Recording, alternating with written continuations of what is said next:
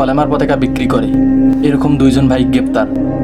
আমরা সকলে বলি বাংলাদেশ নাকি 90-95% মুসলিম দেশ, কিন্তু যে দেশে কলেমার পতাকা বিক্রি করে এরকম ভাইরা জেল খাটে, এই হচ্ছে আমাদের 95% মুসলিম দেশ।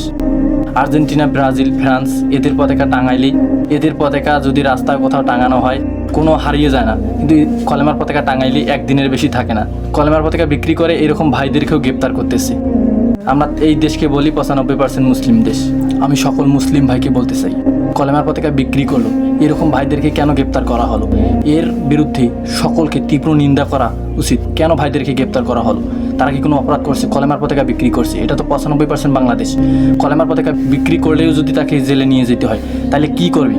তোমরা যারা এখনও বুঝতেছো না আমাদেরকে কে চালাচ্ছে, তাহলে আমাদের সামনে বড় বিপদ আছে। আমাদের সকলকে এর বিরুদ্ধে উঠে দাঁড়াতে হবে।